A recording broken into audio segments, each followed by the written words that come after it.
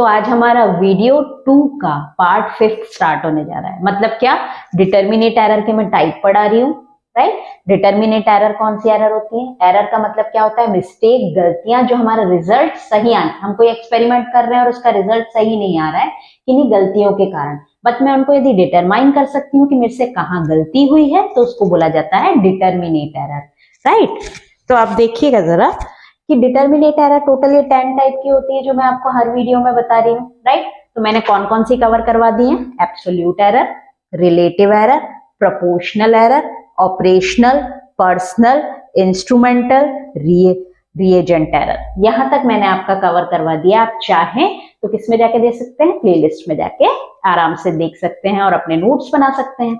आज मैं कौन सी 3 कवर करवाऊंगी? कांस्टेंट एरर किसको बोला जाता है, एरर ऑफ मेथड्स क्या होते हैं, और एडिटिव एरर।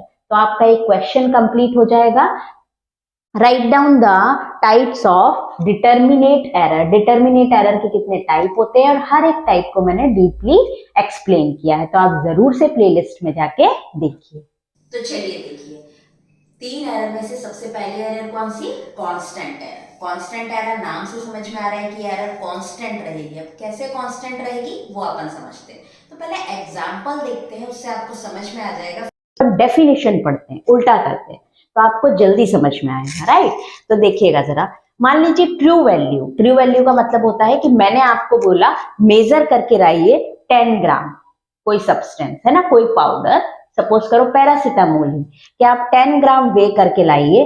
तो आप जब मेजर करके लाए और मैंने उसको दोबारा वे किया तो देखा कि वो 10.4 ग्राम है। कितने की एरर हो गई मेरे पास? True value minus true value minus measured value में डिफरेंस कितना आ गया? 0.4 ग्राम, यानी ये 0.4 ग्राम एक एरर हो गई, राइट।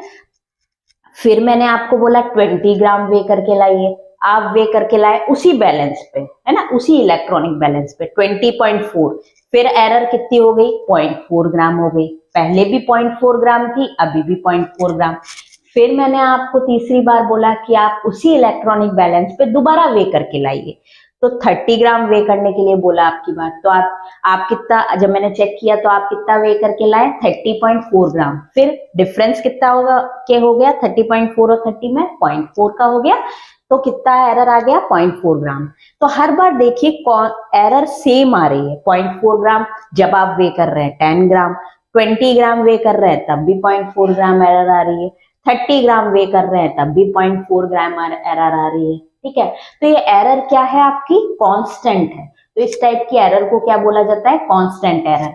हालांकि ये एरर क्यों आ रही होगी? आपका इंस्ट्रूमेंट जो है, जो आपका इलेक्ट्रॉनिक बैलेंस जिस पे आप वे कर रहे हो, वो कैलिब्रेटेड नहीं है। कैलिब्रेशन का मतलब वो ट्रू वैल्यू नहीं देता है, हर बार क्या गलती कर देता है? 0.4 ग्राम की ये गलती कर देता है।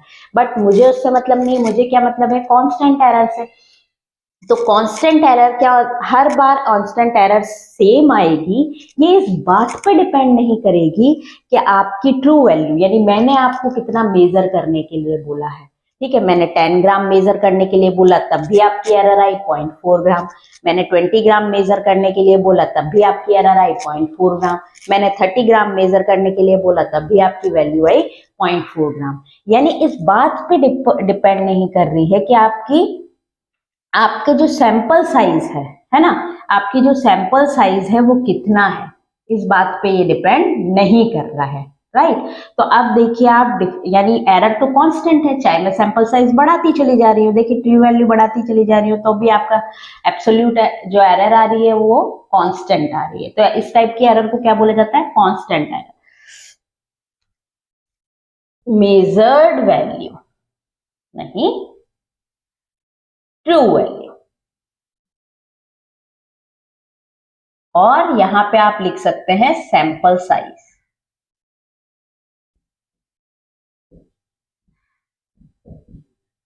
तो अब देखिए, अब अपन पढ़ते हैं। Important is that magnitude of this error, यानी इस एरर का मैग्नीट्यूड यानी value same even true value और सैंपल साइज। आप यहाँ पे सैंपल साइज लिखिए, क्या लिखिए? सैंपल साइज ट्रू वैल्यू की जगह। ये सैंपल साइज ही है ना, 10 ग्राम बोला, 20 ग्राम बोला, 30 ग्राम बोला, इस वेराइट यानी सैंपल साइज चेंज हो रहा है फिर भी मेरी ट्रू वैल्यू जो आ रही है वो कांस्टेंट आ रही है, तो इस टाइप की वैल्यू को क्या बोला, इस टाइप की एरर को क्या बोला जाता है, कांस्टेंट एरर बोला जाता है। यानी error does not depend on sample size, यानी इस बात पर डिपेंड नहीं कर रही है कि सैंपल का साइज क्या है, तो इस टाइप की एरर को क्या बोला गया, कांस्टेंट एरर। तो आप क्या लिखेंगे, important is that magnitude of error is same even the sample size is varied, या true value is varied, means the error does not depend on the sample size। अगर आप ये एग्जाम्पल लिख देंगे तो अच्छी बात है, नहीं लिख पा रहे हैं तो कोई बात नहीं, डेफिनेशन लिखते हैं, क्योंकि आपके पास तो क्वेश्चन आता है write down the types of error, right. तो आपको I hope constant error clear हो गई होगी। अब हम सेकंड पढ़ेंगे मेथड्स, मेथडोलॉजिकल एरर, राइट। तो नेक्स्ट अपन क्या पढ़ेंगे, एरर्स ड्यू टू मेथडोलॉजी, यानी जो मेथड आप फॉलो कर रहे हैं उसमें कोई ना कोई एरर है। तो सीखिए, लाइन वाइज लाइन समझते हैं। सबसे पहले टाइट्रेशन के एग्जांपल से समझते हैं, क्योंकि अपन ने फर्स्ट चैप्टर कौन सा कवर किया, टाइट्रोमेट्रिक एनालिसिस। टाइट्रेशन मतलब ब्यूरेट में केमिकल भर दिया मैंने, फ्लास्क में केमिकल भर दिया, धीरे धीरे ब्यूरेट से अपना रिएजेंट गिराया फ्लास्क में, और एंड पॉइंट तो समझते हैं ना, जहां पे अपना कलर चेंज आता है वो पॉइंट अपन वो वॉल्यूम, यानी कि ब्यूरेट में केमिकल जब फ्लास्क में गिरा रहे हैं ब्यूरेट में से, तो जो फ्लास्क है उसके लिक्विड में जो कलर चेंज आ रहा है नोटिस करते हैं अपन, और वो वॉल्यूम यानी कितना वॉल्यूम ब्यूरेट में से केमिकल का गिराने पर कलर चेंज आया वो अपन नोटिस करते हैं, ये तो मुझे पता है, राइट। तो अब इसमें कहां कहां मेथड में एरर हो सकती है, देखिए फर्स्ट पॉइंट, हम जो केमिकल्स ले रहे हैं ब्यूरेट में और फ्लास्क में वो प्योर नहीं है ना, तो इम्प्योरिटीज हो सकती हैं, ठीक है। तो क्या होगा, अब फर्स्ट पॉइंट आप देखिए, इम्प्योर सब्सटेंस और रिएजेंट, इम्प्योर सब्सटेंस और रिएजेंट, तो मेथड में गड़बड़ हो गई, हम मेथड ही सही फॉलो नहीं कर रहे, सही रिएजेंट ही यूज नहीं कर रहे हैं। सेकेंड चीज, जब मैं ब्यूरेट से केमिकल गिरा रही हूँ फ्लास्क में तो रिएक्शन कंप्लीट नहीं हो पा रही है किन्हीं कारणों की वजह से, यानी कि रिएक्शन कैसी हो गई, इनकम्प्लीट, यानी सेकंड जो मेथडोलॉजिकल एरर आ गई वो क्या हो गई, इनकम्प्लीट रिएक्शन, राइट। इन दोनों के बीच, इन दोनों केमिकल्स के बीच रिएक्शन ही नहीं हो रही। थर्ड पॉइंट समझिए, जो एंड पॉइंट मुझे नोटिस करना चाहिए, एंड पॉइंट जो मुझे नोटिस करना चाहिए जहां पे कलर चेंज आता है टाइट्रेशन में, वो एंड पॉइंट होता है, ठीक है। वो मुझे वो वॉल्यूम नोटिस करना है, ब्यूरेट में कितना केमिकल कंज्यूम हुआ उस कलर चेंज को लाने में, वो मैंने सही से ऑब्जर्व नहीं किया, है ना, वो मैंने सही से ऑब्जर्व नहीं किया, तो ये भी मेरे मेथड में गड़बड़ हो गई। तो next point, noticeable difference between the observed, यानी मैंने जो ऑब्जर्व किया, और स्टाइकियोमेट्रिक एंड पॉइंट मतलब एग्जैक्ट वैल्यू जो आनी चाहिए, स्टाइकियोमेट्रिकली एग्जैक्ट एंड पॉइंट, वो एक मैंने जो ऑब्जर्व किया, दोनों में डिफरेंस है, यानी मैंने ऑब्जर्व यदि गलत किया तो क्या होगा, ये भी एक मेथडोलॉजिकल एरर होगी। तो यहाँ आप क्या लिखेंगे, फर्स्ट पॉइंट आप ये भी लिख सकते हैं, इनकम्प्लीट रिएक्शन और side reaction leads to serious error, methods में हो गई, यानी मेरी रिएक्शन यदि इनकम्प्लीट हो रही है तो ये मेथड में ही तो एरर हुआ कि मैं क्या मेथड यूज कर रही हूँ। नेक्स्ट अपन क्या लिखेंगे, देखिए टाइट्रेशन में मेथडोलॉजिकल एरर कौन कौन सी आ सकती है, तीन बताई मैंने आपको। फर्स्ट, इम्प्योर सब्सटेंस और रिएजेंट में यूज कर रही हूँ। सेकेंड, इनकम्प्लीट रिएक्शन हो रही है। Third, noticeable difference between the observed and point और एक्चुअल एंड पॉइंट, एक्चुअल जहां स्टाइकोमेट्रिकली तो आप समझते हैं ना, जैसे मान ली NaOH की रिएक्शन हो रही है NaOH प्लस HCl की, तो क्या बनता है NaCl प्लस H2O, तो ये स्टाइकियोमेट्रिकली यानी इस रिएक्शन के अकॉर्डिंग, है ना, एंड पॉइंट क्या आना चाहिए, है ना, यानी इसका एक मोल लिया और इसका एक मोल लिया, तो रिएक्शन के अकॉर्डिंग क्या एंड पॉइंट आना चाहिए, और क्या मैंने ऑब्जर्व किया, इन दोनों में डिफरेंस है तो वो भी गलत है, तो वो भी क्या हो गया, मेथडोलॉजिकल डिफरेंस हो गया। तो आप तो एक एग्जांपल तो मैं आपको ये दे रही हूँ, एक एग्जांपल मैं आपको ग्रेविमेट्रिक एनालिसिस का दे रही हूँ। तो आप एग्जाम में जो चाहे एग्जाम्पल लिखिए, आप कोई सा भी एग्जाम्पल लिख सकते हैं, या तो टाइट्रोमेट्रिक एनालिसिस वाला एग्जाम्पल लिख देना या ग्रेविमेट्रिक वाला, डिपेंड होता है कि आपका क्वेश्चन कितने मार्क्स का आया है, राइट। अब सेकंड देखिए, जो हम चैप्टर पढ़ेंगे ना, कौन सा, ग्रेविमेट्रिक एनालिसिस, उसमें कौन कौन सी मेथडोलॉजिकल एरर आ सकती है। वैसे तो आप नाम याद भी रख सकते हैं, लेकिन मैं आपको थोड़ा सा एक्सप्लेन कर देती हूँ, तो आपको नाम याद रखने में भी आसानी होगी। जैसे मान लीजिए ग्रेविमेट्रिक एनालिसिस का मतलब क्या होता है, मेरे पास एक सैंपल प्रेजेंट है, एक मास प्रेजेंट है ना, एक सैंपल प्रेजेंट है जिसमें से मुझे सेपरेट आउट करना है। सपोज करो कोई सा भी आयन, जिंक भी सेपरेट, उसमें जिंक होगा तो जिंक सेपरेट आउट करना पड़ेगा, सिल्वर होगा तो सिल्वर सेपरेट आउट करना पड़ेगा, कैल्शियम होगा तो कैल्शियम सेपरेट आउट करना पड़ेगा। सपोज करो मुझे सिल्वर सेपरेट आउट करना है ना, मेरे पास एक सैंपल है जिसमें सिल्वर को सेपरेट आउट करना है। तो मैं क्या करूंगी, उस सैंपल को सबसे पहले ड्राई करूंगी, सुखा लूंगी, उसके बाद उसको कूल करूंगी। ठीक है, सबसे पहले उसको ड्राई करूंगी, फिर कूल करूंगी, फिर उस सैंपल को किसमें डाल दूंगी। ये प्रोसेस होता है ग्रेविमेट्रिक एनालिसिस का, जो आप हल्का सा पढ़ लीजिए, आपके बाद में भी काम आएगा और ये याद रखने में भी काम में आएगा। ठीक है, तो सैंपल लिया, उसको ड्राई किया, कूल किया, ठीक है, उसके बाद उसको क्या किया, पानी में डाल दिया, वाटर में डाल दिया, उसके बाद उसको है ना, उसके बाद क्या हुआ, उसमें प्रेसिपिटेटिंग एजेंट डाला। अब ये प्रेसिपिटेटिंग एजेंट क्या है, मैंने उसको वाटर में डाल दिया, अब वाटर में क्या ऐड कर लिया, प्रेसिपिटेटिंग एजेंट। प्रेसिपिटेटिंग एजेंट का मतलब होता है ऐसा एजेंट, ये क्या करेगा, जैसे मुझे सिल्वर सेपरेट आउट करना है तो ये सिल्वर का प्रेसिपिटेट बना देगा, उसके सॉल्ट का। आप इतना सॉल्ट वॉल्ट मत पढ़िए, आप इतना सा याद रखिए कि सिल्वर का ये प्रेसिपिटेट बना देगा, है ना, यानी उसको एक लम्प्स की फॉर्म में अलग कर देगा। अब यानी इसको एक इनसॉल्युबल कॉम्प्लेक्स बना लेगा। ठीक है, अब उस कॉम्प्लेक्स को हम सेपरेट आउट कर लेंगे और वे कर लेंगे, राइट। तो ये प्रोसेस आपको समझ में आ गया है, तो आना जरूरी है, क्योंकि मैं आपको ये समझा रही हूँ कि ग्रेविमेट्रिक एनालिसिस में मेथडोलॉजिकल कौन कौन सी एरर आ सकती है, तो आपको मेथड तो पता होना चाहिए, फिर ही तो एरर समझ में आएगी। हालांकि डीप में अपन बाद में पढ़ेंगे। सिल्वर सेपरेट आउट करना है तो क्या किया, सैंपल लिया, उसको ड्राई किया, कूल किया, पानी में डाल दिया, एक प्रेसिपिटेटिंग एजेंट डाल दिया। प्रेसिपिटेट का काम क्या होगा, सिल्वर को इनसॉल्युबल कॉम्प्लेक्स यानी एक लम्प्स की फॉर्म में अलग कर देना। उस लम्प्स को मैं सेपरेट कर लूंगी और वेट कर लूंगी। अब देखिएगा जरा, ग्रेविमेट्रिक एनालिसिस में कौन कौन से मेथडोलॉजिकल एरर आ सकते हैं, या तो आप नाम रख लीजिए, नहीं तो मैं आपको समझा भी देती हूँ। डिकम्पोजिशन, डिकम्पोजिशन का मतलब होता है ये जो हमारा सिल्वर का सैंपल है खराब हो जाए किसी कारण से, तो मेथड में गड़बड़ हो गई, हमने अच्छे से ड्राई नहीं किया, ज्यादा ड्राई कर दिया इस सैंपल को तो वो डिकम्पोज हो गया। प्रेसिपिटेट जो यहाँ पे हमारा बना है यानी इनसॉल्युबल कॉम्प्लेक्स बन गया, वो किसी वजह से खराब हो गया, तो फर्स्ट पॉइंट आप क्या लिखेंगे, डिकम्पोजिशन। समझ में आ गया ना, खराब होना। सेकंड है अपना वर्ड है, बहुत इंपॉर्टेंट वर्ड है, जब अपन ग्रेविमेट्रिक एनालिसिस पढ़ेंगे तो ये पढ़ेंगे भी सही, को-प्रेसिपिटेशन। को-प्रेसिपिटेशन का मतलब समझिए, मुझे सेपरेट आउट को करना है सिल्वर को, है ना। सिल्वर किस फॉर्म में सेपरेट आउट होता है, ये जब हम एक प्रेसिपिटेटेड एजेंट डालते हैं ना, तो सिल्वर किस फॉर्म में सेपरेट आउट होता है, सिल्वर क्लोराइड की फॉर्म में।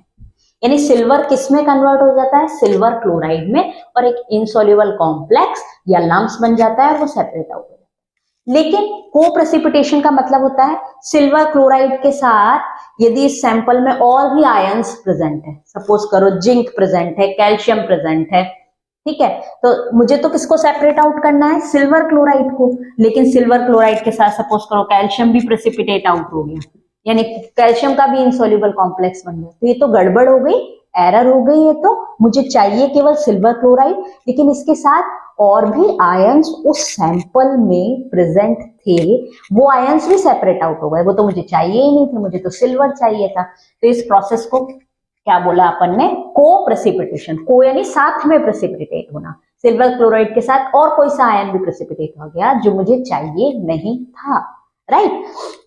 नेक्स्ट आता है पोस्ट प्रेसिपिटेशन। आपको नाम याद करने में आसानी होगी, इसीलिए मैं आपको समझा रही हूँ। पोस्ट प्रेसिपिटेशन का मतलब ये हो रहा है, सपोज करो मुझे कैल्शियम को सेपरेट आउट करना है, बट इस सैंपल में कैल्शियम के साथ, सपोज करो ये मेरे पास सैंपल है, इसमें कैल्शियम प्रेजेंट है, जिसको मुझे ये प्रोसेस के थ्रू सेपरेट करना है ना, सेपरेट करना है, यानी कि उसका इनसॉल्युबल कॉम्प्लेक्स बनाना है, उसका प्रेसिपिटेट बनना है, उसको वे करना है। लेकिन इस सैंपल में कैल्शियम के साथ मैग्नीशियम भी प्रेजेंट है, ठीक है, मुझे किसको सेपरेट आउट करना है, कैल्शियम को। तो आप देखिएगा क्या होता है पोस्ट प्रेसिपिटेशन का मतलब, कैल्शियम का लम्स बन जाते हैं पहले तो, ये कैल्शियम का मास बन गया, ठीक है। अब मुझे तो इसी को सेपरेट आउट करना चाहिए था, यही होता है, यही करना था मुझे, तो कैल्शियम को सेपरेट आउट करना चाहिए था। लेकिन क्या होता है, मैग्नीशियम का जो सॉल्ट होता है ना, वो ऊपर इसके जमा हो जाता है, पोस्ट बोल रहे हैं ना, पोस्ट यानी बाद में, यानी इस कैल्शियम के ऊपर मैग्नीशियम भी जमा डिपोजिट होने लग जाता है, तो इसको बोला जाता है, आप थोड़ा सा ही पढ़िए, अभी डिटेल में नहीं बता रही हूँ आपको, क्योंकि आपको बुक्स में मिल जाएगा मेथोडोलॉजिकल एरर में को प्रेसिपिटेशन, पोस्ट प्रेसिपिटेशन, तो आपको समझ में ही नहीं आएगा तो क्या मतलब, राइट। तो कैल्शियम तो मुझे सेपरेट आउट करना था, तो ये कैल्शियम का लम्स, लेकिन इसके ऊपर क्या होता है, मुझे मैग्नीशियम तो सेपरेट आउट करना ही नहीं था, लेकिन मैग्नीशियम इसके ऊपर एक लेयर बना लेता है, क्या बना लेता है, लेयर, जिसको बोला जाता है पोस्ट प्रेसिपिटेशन। मुझे क्या मैग्नीशियम चाहिए ही नहीं था उसके ऊपर, मुझे तो कैल्शियम चाहिए था, तो ये भी क्या हो गई, एक मेथोडोलॉजिकल एरर हो गई, क्या, post precipitation. Next, precipitation of undesirable constituent, मुझे कैल्शियम प्रेसिपिटेट करना है, मैग्नीशियम भी प्रेसिपिटेट हो गया, जिंक भी, सिल्वर भी, कैल्शियम सिल्वर भी, तो मुझे करना ही नहीं है। यदि कैल्शियम के साथ और भी चीजें प्रेसिपिटेट होने लग जाएंगी तो वो होगी अनडिजायरेबल, डिजायरेबल नहीं है, मुझे चाहिए ही नहीं लेकिन हो रही है। तो आप ग्रेविमेट्रिक एनालिसिस में कौन कौन से मेथोडोलॉजिकल एरर हो गए, दोबारा डिटर्मिनेट एरर का लास्ट टाइप में आपको पढ़ा रही हूँ, कौन सा, एडिटिव एरर। फिर अपन क्या पढ़ेंगे, रैंडम एरर पढ़ेंगे। तो देखिए बहुत इजी है, पहले अपन एग्जांपल से समझते हैं तो आपको जल्दी समझ में आ जाएगा। जैसे मान लो टाइट्रेशन कर रही हूँ मैं, टाइट्रेशन तो आप समझते हैं, पहले फर्स्ट चैप्टर पढ़ेंगे तभी आपको सेकंड चैप्टर एरर क्लियर होगा, राइट। मान लो HCl की टाइट्रेशन कर रही हूँ मैं NaOH से, ठीक है। HCl जो है मैंने फ्लास्क में भर दिया, आपको पता है फ्लास्क में मैं क्या डाल दूंगी, इंडिकेटर, क्या डालूंगी, इंडिकेटर, ठीक है।